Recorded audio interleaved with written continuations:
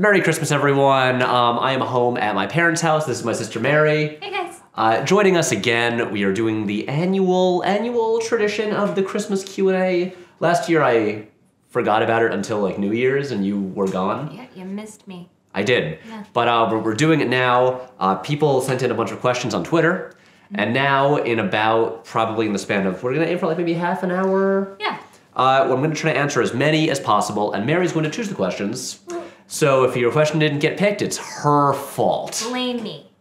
Yeah, and you're not on the internet, really. No, you can't find me, so haha. Ha. The very first question asked was from Arturo R. Garcia, and he says... Art, a good guy. Art. He said, as a fan, how much does intercalary media, like Rogue One of The Mandalorian, do for your enjoyment of that series? You can expand this to other series if you like. Would you go in for new X-related shows? I think it depends on the series that it's in. Star Wars is really the best example because from the very beginning, it felt like such a deep world that you could imagine that there would be so many stories there to tell. At the same time, I think in general, Disney has been pretty careful about not doing too many of these stories because you don't want to dilute it and make it feel like it's inessential and then have like the core installments also feel inessential. Mm-hmm. Is there another example of a series that does this? Yeah, I mean, weirdly, the Fast and Furious did with Hobbs and Shaw this year because that is like a spin-off. Cool. Yeah.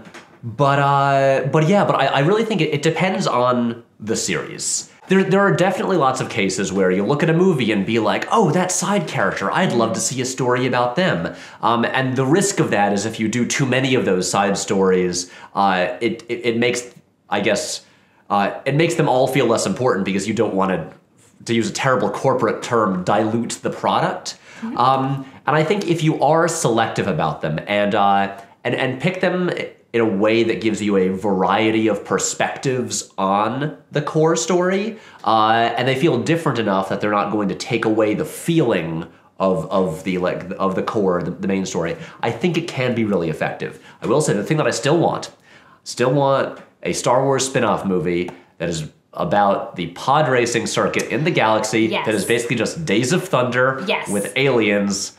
That's what I would like. And no little Anakin, right? Just like set before or after his time. He never did any pod racing off of Tatooine anyway, so... Right, there was more pod racing. Yeah, just aliens. Cool. That's what I'd like. Yeah, honestly, right. that's the kind of thing that you could write long articles about.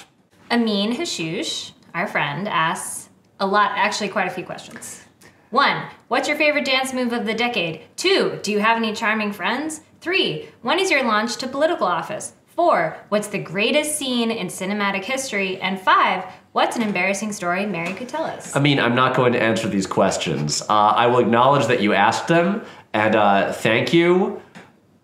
Let's just hang out in person. That sounds like a good answer. Do you have an embarrassing story to tell? I'm assuming it's about...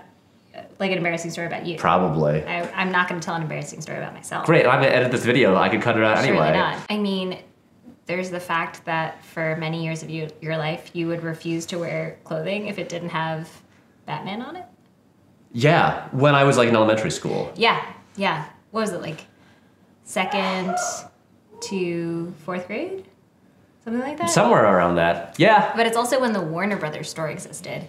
And so when we went to the orthodontist, we'd go to the Warner Brothers store, and you'd get all the Batman clothing. Good times. There you go, yeah. Cool. Okay, all right. You can hear our mom sneezing in the background. Chris Kiafi asks, what was your favorite thing about the Infinity Pod meetup? Besides meeting me, of course. I mean, that was a clear highlight. Mm-hmm. Honestly, it's going to sound very obvious and lame. The best thing for me about the Infinity Podcast meetup that we did at New York Comic-Con back in October was just kind of getting that like real life confirmation that, oh, people do listen to this. They're real people. They're not just like, you know, analytics that tell us a number of people have listened to it. Right, and like you send it out into the ether, but people are actually listening. Right, and everyone was lovely, and we had a really fun time hanging out with them. Good. It was just, I was afraid no one would show up, and people showed up, so it was great. Marlo asks a very important question. How long until we get a spin-off channel where your dad talks about unions and old bridges and stuff? Good question. There has been a lot of requests for Dad to have his own channel. You know, it'll happen when Dad learns how to use YouTube and how to edit a video. It's never gonna happen. Because I don't have time to do that for him, and he does not know how. I don't know if we get 5,000 patrons, maybe then. That's not, don't quote me on that. Tim Rooney asks, if you could make a living while making either short films or features, which would you prefer? I would rather make a living making feature films. I struggle with short films because I think we as viewers tend to watch very few short films. We tend to only see short films in front of like Pixar movies. And so I just don't think about short films that much, and I don't read a ton of short stories. Right. And so figuring out stories that are like 10 minutes long is something I really struggle with. And what I often end up doing is just writing stories that are like or scripts that are like just condensed versions of features. And I'm like, that should really just be a feature film. And so no, shorts I struggle with, so I'd rather do features. Also, it's hard to get people to look at your short films. Gabriel Idusogi, so sorry Gabriel for butchering your last name, asks... Remember, blame Mary if your name is mispronounced. It's all my fault. So kind of a two-parter question. Any tips for a 20-something-year-old who is teaching himself filmmaking? What are some good free video editing softwares? I think any computer comes with something standard, like iMovie, that will probably do most of what you need. Also, I think you can get like free trials of things like Adobe Premiere, but just use whatever's on your computer. You don't need, if you're just starting out, you don't need the best stuff. And if you're teaching yourself filmmaking, I would read a lot of just like writing, good writing on filmmaking, and stuff like, you know, like the really standard David Bordwell and Kristen Thompson stuff, because they speak a lot about like just cinematic language. And I think that's just really important to know, just about like what shots mean and what editing means and stuff like that. And then also stuff like, you know, like the Sidney Lumet book on making movies, that kind of thing. You should get a better education than just like people on YouTube talking about movies. It almost sounds like you have a degree in cinema studies. I do, but I also learned a lot of stuff on my own. Like watch a lot of movies, listen to like director commentaries, and just read good writing and analysis of film and filmmaking, and like good, the books on it. I know there's a lot to recommend, but the big thing is don't just watch stuff on YouTube, because you know, that gives you a very limited perspective, and I think you should branch out and really do a lot of reading, educate yourself. Brendan O'Neill asks, where in Ireland is your mom from? Our mom is from County Clare in Ireland. There you go. People are always asking. They're always asking. There's the answer. All right, Mark Aquino asks, when's that official clothing line coming out? My closet is in desperate need of horizontally lined black and white sweaters. Okay. First important note, all the horizontal striped shirts are white and navy blue, not black. Important note. Yep. An official clothing line, well, we have our official merch store where we have a horizontal striped shirt mug, but no current plans for a full line of the shirts like I wear in the videos, but you can get the unofficial Patrick Willems clothing line at any Muji, our Uniqlo, our J. Crew stores, probably Gap as well. It's very easy to find those shirts. That's why I have so many of them. Sam Ratner asks, favorite Keanu role from this year? Okay, Keanu role from this year. We got John Wick, we got Duke Kaboom, and we got Keanu Reeves as himself. In Always Be My Maybe. Yeah, Always Be My Maybe. And well, also Between Two Ferns, the movie.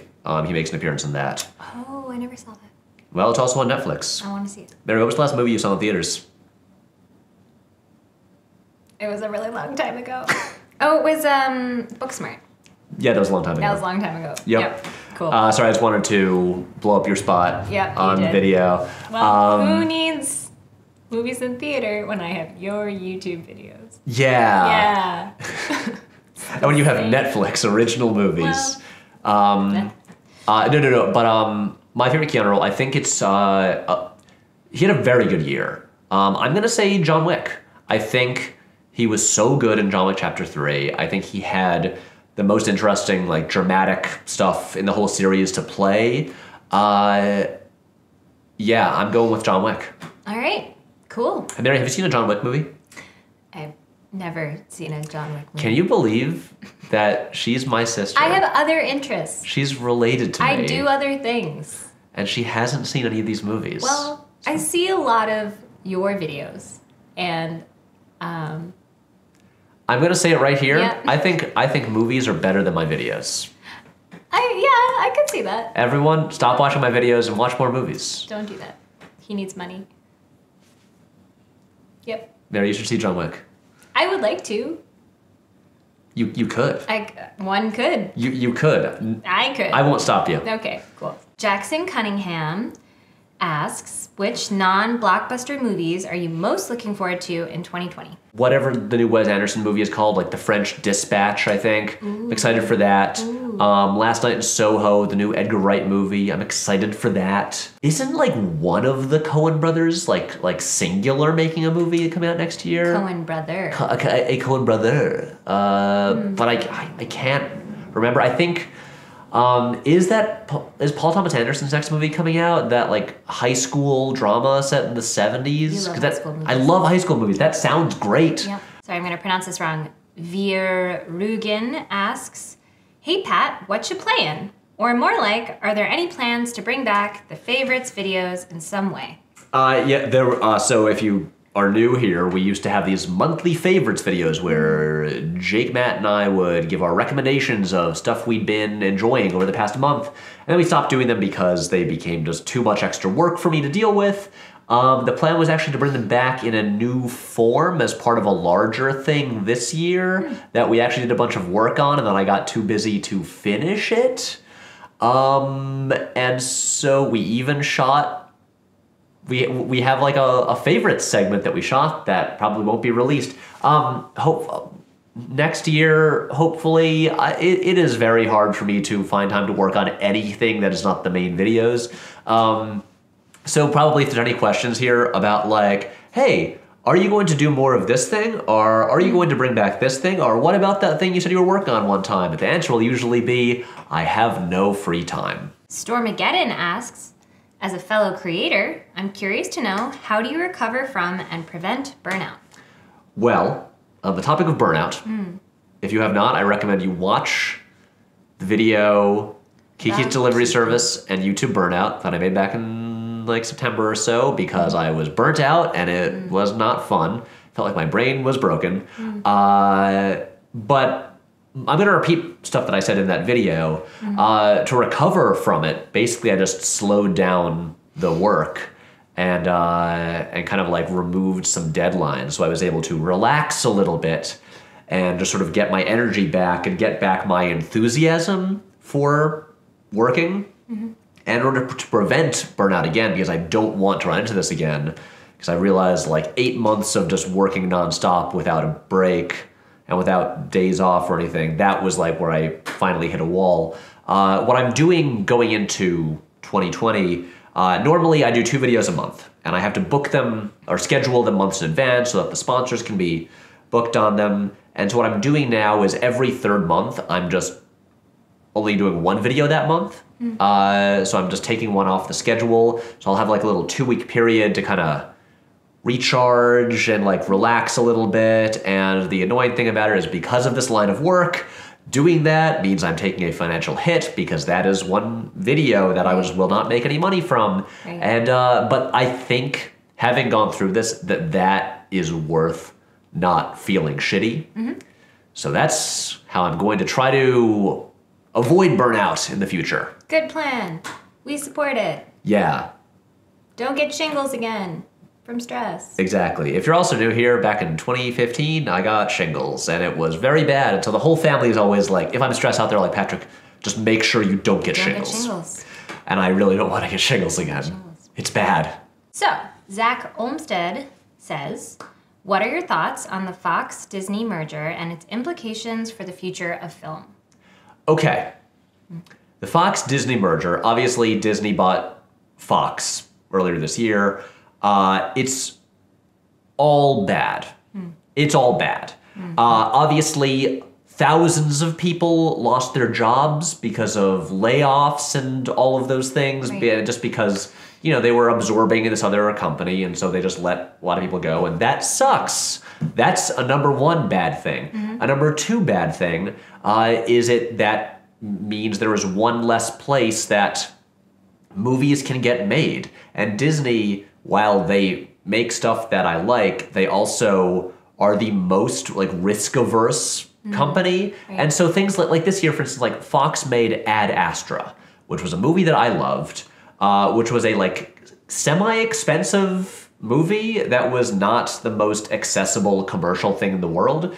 And I cannot imagine Disney making a thing like that. Right. So not that Fox is an art house hub, right. but I do foresee it meaning less movies, just fewer unique, interesting movies getting made. It takes Disney another step closer to a monopoly. It's only bad. It really bugs me. And especially when I see people being like, who cares about the implications? Because now Marvel gets the Fantastic Four and X-Men, and so I get to see Wolverine meet Spider-Man. That's you need to sort out your priorities if that's how you feel about it. I feel like I might have said this in the Q&A last year when there were the rumors about the Fox Disney thing. I think or it's come up in the past at least. Probably. Just anyway, more monopolies. yeah, it's not good. Yeah. It's bad. Another hard-hitting question from Bruce Park. How has your 2019 been? It was okay. Highs and lows. I feel like, from an outside perspective, you seemed a little less stressed this year overall. I think there was a bit more stability in terms of work. Yep. Yeah, that's what I would... Yeah, it was okay. Yeah. There were places where I wish it had been better. It was okay. It was pretty solid.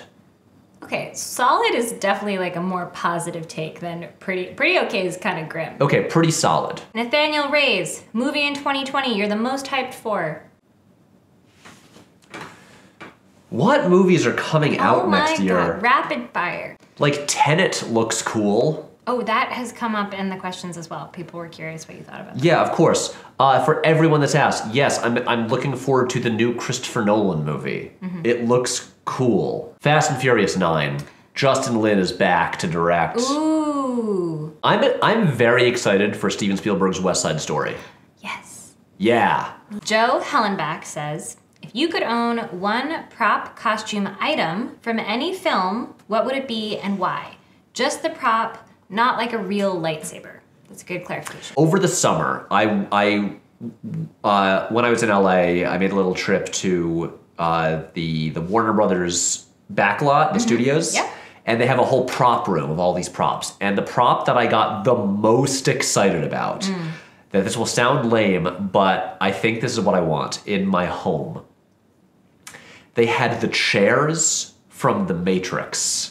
That when Morpheus first meets Neo, the big reddish leather armchairs that they sit in, and then they also sit in them in the part where they go into the construct where Morpheus tells Neo what the Matrix is. Gotcha. And the chairs were so cool, and that's it. I want one of Morpheus's chairs, just on my home, so I can sit there like this, and that would be awesome. Yeah, That would be really cool. Also, it's a chair. It's practical.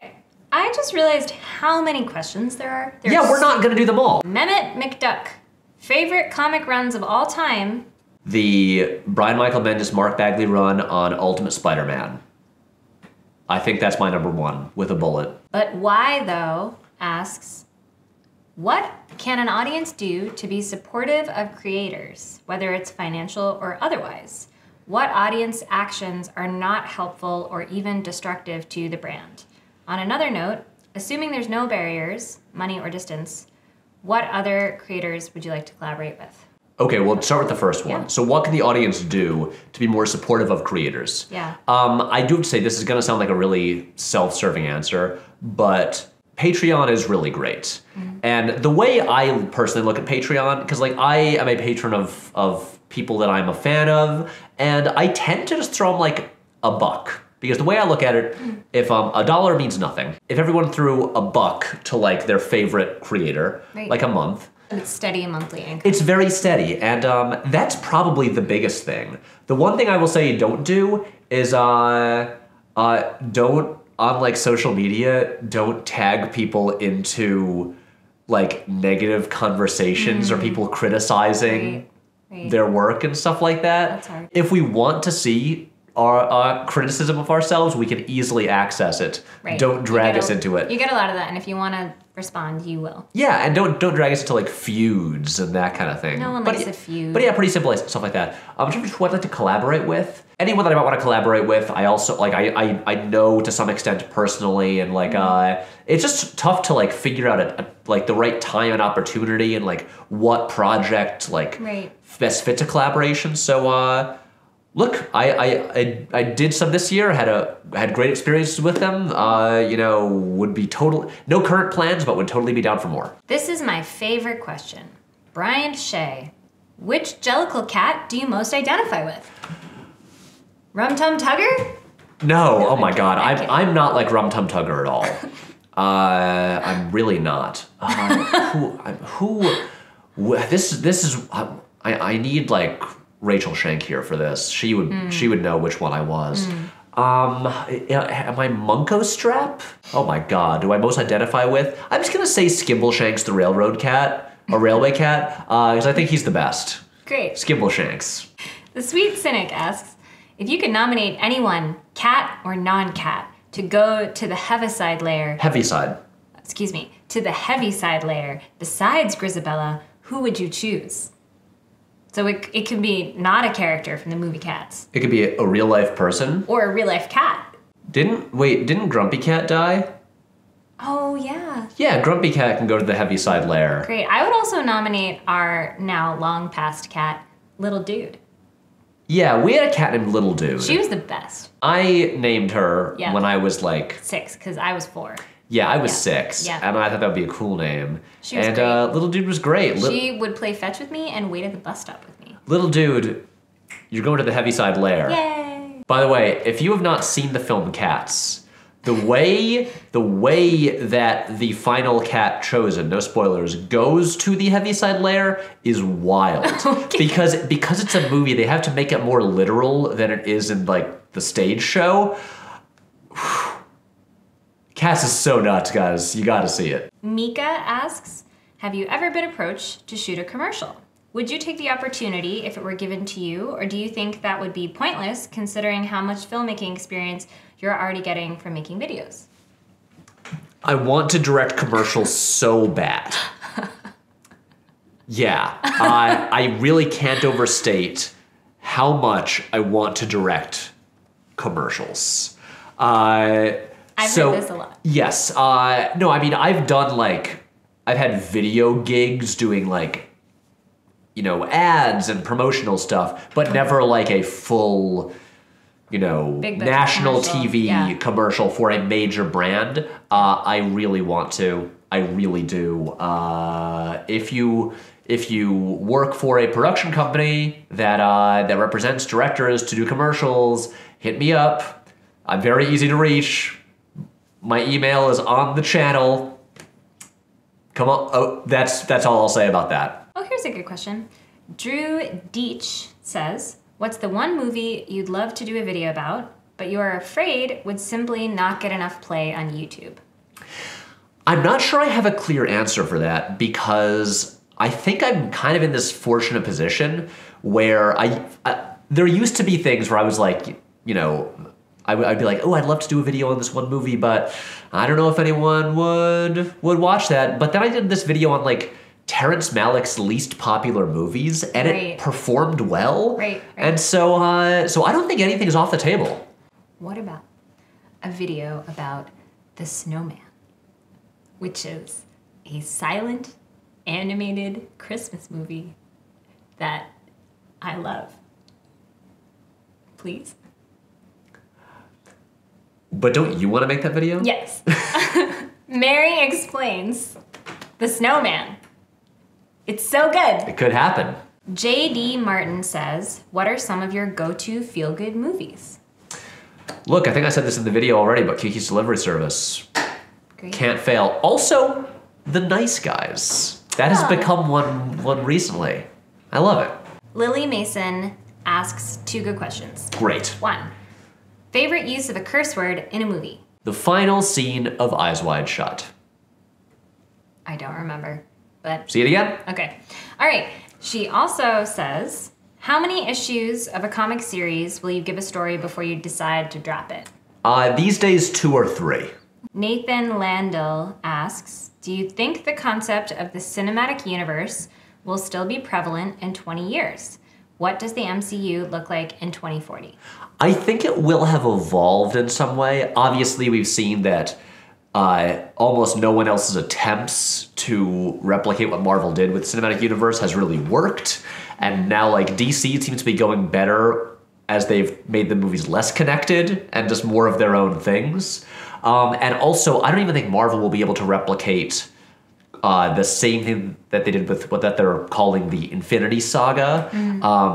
Just that was really lightning in a bottle. I think that, like, Feige knows that they'll never quite, that like Endgame is the biggest thing they'll ever do, and that's like unrepeatable. And so I think the cinematic universe will probably still exist in some way, but probably will have evolved into some new sort of state that we can't quite describe right now, because 20 years is a long. Actually, both is a long time and isn't a long time.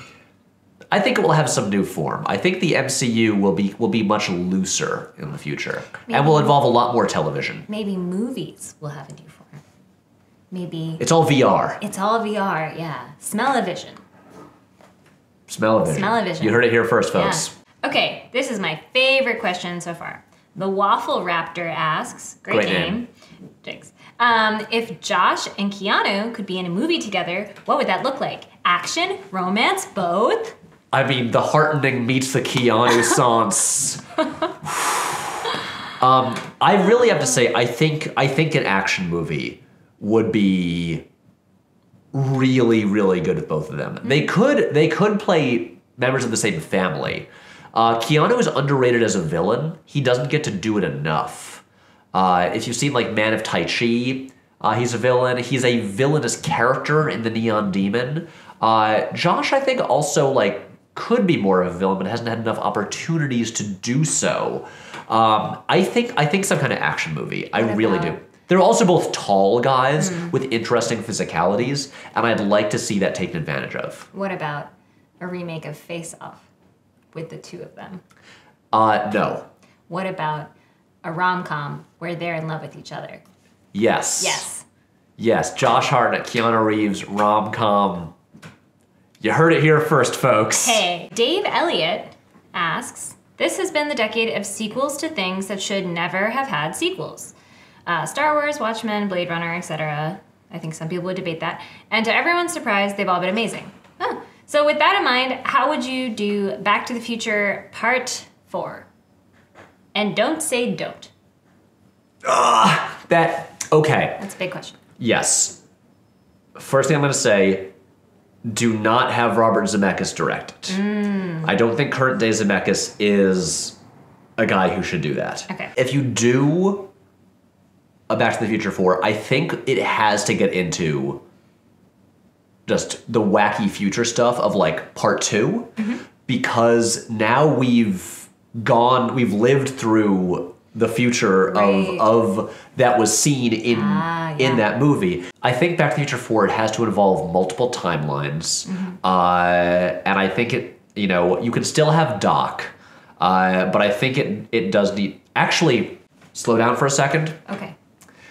Okay, we're gonna take a page out of Star Wars' book. I think the protagonist is Biff's son. Ooh. It's Biff's son. We're just stealing from The Force Awakens now. Doc, who basically still looks like the same age. They have to like team up, Doc and Biff's son. Like there's divergent timelines. They have to save the space-time continuum.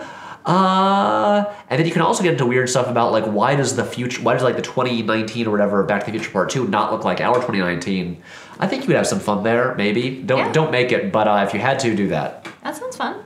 Wow, I'm so stressed out thinking about this. Benito Casper asks, which genre or kind of movie would you be happy to see overtake superhero movies as the next big thing? Let's just say pirate movies. Ooh, we haven't seen a lot of those lately. No, it's weird how Pirates of the Caribbean was like a very big hit. Yeah. And then it didn't lead to any more pirate movies. And then they made too many sequels and people got sick of it. Mm-hmm. And that was the end of it. Pirate movies. That was the end. Daniel Manners says, what young or new filmmakers are inspiring and or exciting you currently with their work? I mean, I just saw Little Women.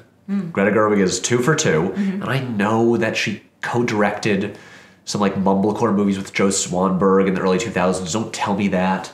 But she is on a hell of a run right now. Yeah. And I'm excited to see what's next. Charlotte Roberts says, what film would you most like to script doctor with the result being they recreate it with your new script?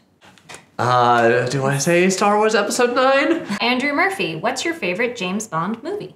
Casino Royale. Haha! Jonathan Was Gone asks, what's the first film that made you want to get into films? What set me on the path to getting into movies in general was the 1966 Batman movie, which my parents showed me when I was like 4 or 5 years old. But then I would say it was The Matrix. That's what I was expecting. Yeah, but that came along when I was like 11, and that was the really big one. That was the big turning point. Renton Brax says, is a hot dog a sandwich or a taco?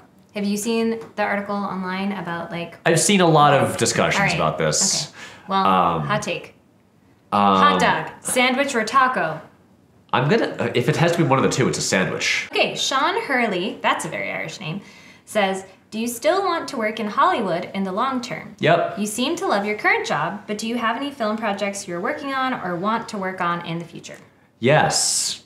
Yes to all of it. Movies. Yeah, guys, YouTube is fun. I'd rather direct a feature film. Jack Ross says, fandoms seem to be getting more toxic.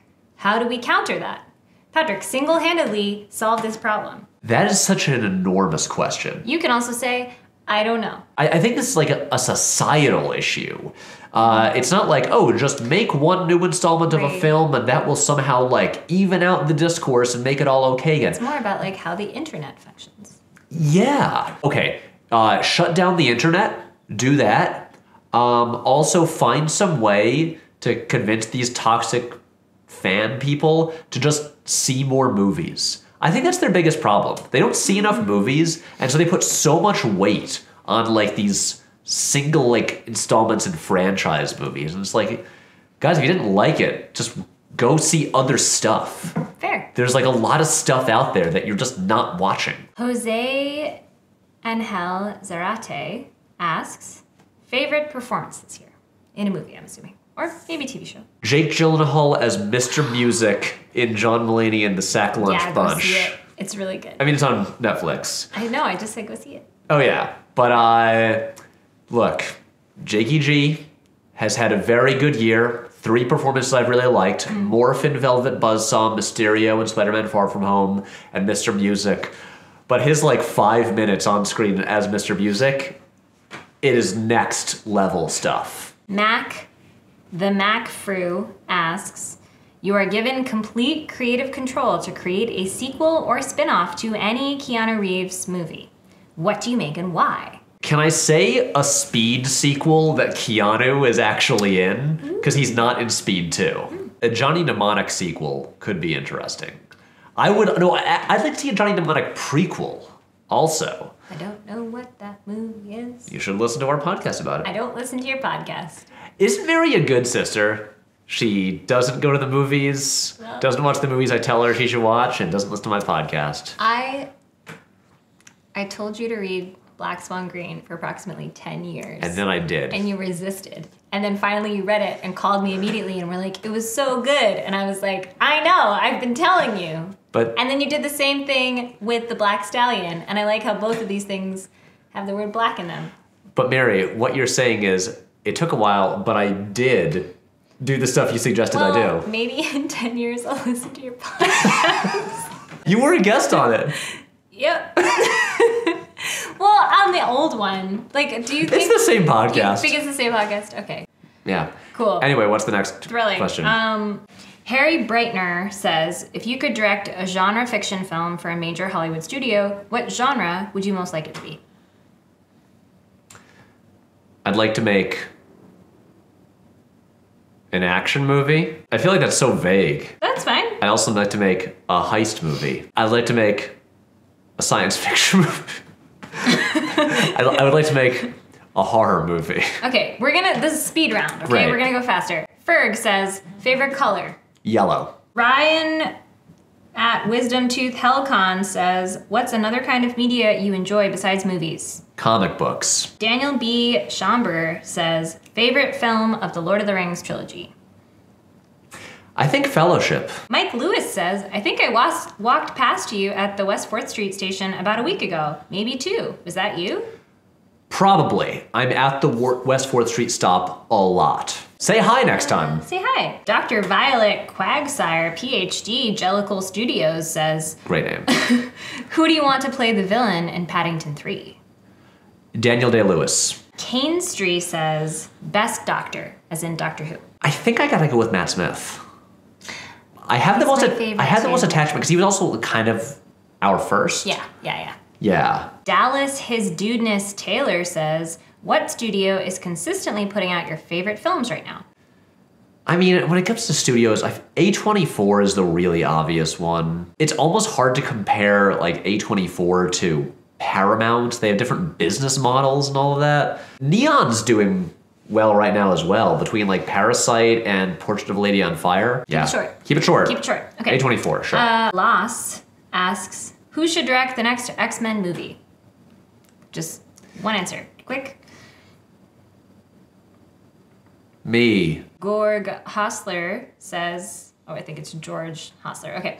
Are you more on board Tom Hooper as a director now that you've seen Cats? No. I still don't really think he knows what he is doing. If anything, Cats is an example of Tom Hooper believing too much in his abilities. Like, I don't know if anyone else could make something could make Cats as deranged as it is, other than Tom Hooper. I hope he keeps making. I hope he maintains this unearned confidence and keeps pushing himself further and further, making bad decisions and committing to them. Because I had a great time at Cats. Connor Fearon says, favorite Irish whiskey? Jameson. Uncut Joe's asks, what's your favorite video that you made this year? Maybe the Terrence Malick one. Terrence Malick or Kiki, I think. Galandofsky says, which actor would you like to see star in a Safdie Brothers film? Kevin James. Or The Rock. Another good question from Lily Mason. What Holy Grail comic do you wish you owned? Such as Action Comics #1, Amazing Fantasy #15, Detective Comics #27. If you have any thoughts on that. I think it's got to be Detective 27, but I'll take any of them. Cool. Like, if you got a Holy Grail comic that you just need to get rid of, I'll take it. Patrick Garcia says, what's your favorite cinema in Brooklyn? The Alamo Drafthouse. Spencer Nielsen asks, what are you looking forward to in 2020? Does not have to be movie related. We're gonna make a project that we've been trying to do for a while, and I'm excited. That's all I can say. I like this comment from K Moo Point.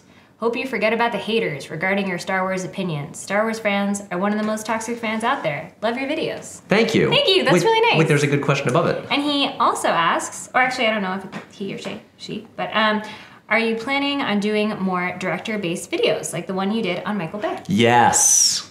Good. Multiple ones planned for the first half of 2020. Stephen McDowell, do you expect physical media to completely disappear over the next few years, or will it still exist as an option like vinyl in the music industry? I am a big proponent of physical media. I have a lot of Blu-rays, and especially because they're the specialty like collector-driven brands like Criterion Collection, Shout Factory, Arrow Film, stuff like that. And I think more and more people are constantly realizing that, like, oh, that thing I wanted to watch isn't available on Netflix or Amazon or anything. It turns out the best way to be able to see a lot of these movies is physical media. I restarted my disc Netflix account. Because you know what? You can get a lot more movies there than you can on, like, streaming Netflix. Physical media, it's good. You did? Yeah. Wow. How old school are you? I know, but you know what? They got a lot more movies than they have to stream. I actually wondered the other day, I was like, who still gets the DVDs? Like, who gets the discs? Patrick does. Neil Wilson says, Marvel Comics are having a banner year, in my opinion at least. I'm absolutely loving the X books. Anything by Zdarsky. Immortal Hulk hasn't had a bad issue yet, and Aaron's Thor ended beautifully. What's been your favorite title this year? I'm behind on some stuff. I have like 12 issues of Immortal Hulk to read, a lot of Aaron's Thor run. But look, the Hoxpox, the Jonathan Hickman House of X and Powers of 10, those two series that are really like one big series, that's my comic of the year. I have not been that excited about superhero comics in years. Pat Zikiggins. I'm not saying that. I'm sorry you have to try to say all these names. And also there are a lot of like Twitter names, which aren't even real names. No, they're not. Do you have a favorite movie animal? Be it cuteness or who you think would be a cool companion or just one who you loved seeing in a movie? I think you should talk about cuteness because you don't have to. I just like cute things. Well, I mean, it's got to be something from like a Miyazaki movie. I mean, The Little Totoro is really cool. The one without a mouth? Yeah. Yeah. Also, does Paddington count? Ooh, he's a bear. That's true. Okay, Paddington. Paddington, yay! Our Lord and Savior. Okay, we've got a two-parter from, hi, I'm Scott. What's your ranking of Florence Pugh performances this year? And then follow-up. Wait, let's do the first one first. Is it just Midsommar and Little Women? She's great in both movies. I'm thinking I'm gonna go Little Women on top, and then Midsommar, just because she's my favorite performance in Little Women. She's really great. The part where she squishes her nose, I can't stop thinking about it. Oh, I didn't see Fighting with My Family. Oh, I wanted to see that. I heard it was cute. Yeah. So I'm gonna say Little Women number 1, close second Midsommar. I don't understand your phone. It's so new. Yeah, you just go up. Oh. I don't like it. You swipe up. I don't like it. Okay, the follow-up part is, would she be a better fit to play Liam or Noel? Okay. Gallagher. So obviously, Oasis. I have talked about how I would love to make an Oasis biopic, and I thought about this a lot. And this question is very exciting because it makes me think: what if we did a gender-swapped Oasis biopic? Great. And I think I figured it out. Okay. They're a little young. Okay. But Florence Pugh is Noel. Saoirse Ronan is Liam. Oh, no. I think she could be a great Liam. Really? Yes. Huh. I would have swapped that. No, I think Saoirse Ronan can be the more like has the intensity and like the more like, and it can be more like unpredictable. She also has like a longer face, and Florence Pugh has the rounder face like Noel does, and she's and not thinking of them in Little Women, but I do think you could because you need like the more level-headed one, and the more like immature, excitable one, and I think they can really pull that off. So so you know what? Someone get them for some fake trailer. I don't know, one of these companies out there, but I want to see the Saoirse Ronan, Florence Pugh Oasis biopic. Great. I'd watch that. Make it happen. Ryan Dern says, completely unrelated to film, but what is the one and only Patrick H. Willems' opinion on ska? Ska. So here's the thing. There was a weird resurgence of ska in our high school when we were in high school. Yeah. And there was a pretty big local ska scene. And so what ended up happening, and also my friend who gave me a ride to school in the morning was very into ska and was in a ska band. Right. And we would listen to ska in the car. Yeah. So I weirdly have learned a lot about ska, and I know a lot of ska bands. So I don't hate ska, but I would never go out of my way to listen to it. The one exception is the Mighty Mighty Boss Tones song, The Impression That I Get, because it was big on the radio when we were kids, and so I have nostalgia for it. And also, it's just catchy. It's pretty good. Yeah, but I don't love ska. We are out of time. The memory card is about to run out of time. Thank you, everyone. Yeah, thanks everybody. Merry Christmas. Sorry if we didn't get to your question. Sorry, it's my fault. defaults? If you want to subscribe to the Patreon, we do like regular Q&A live streams, so you can ask me whatever you want there, or like join the Discord or whatever. There are places to ask me questions. I try to be relatively accessible, but that's it for now. Mary? Woo! Good night.